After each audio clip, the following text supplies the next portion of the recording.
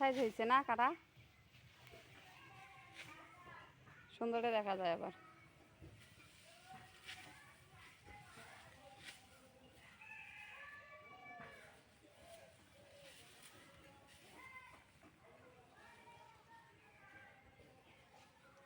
এগুলো কি সবগুলো গরুক নিয়ে বেচা হইবে? এগুলো বেচাইবু নে গরুক দিব কিংবা মুঠিয়া বান্ধিস?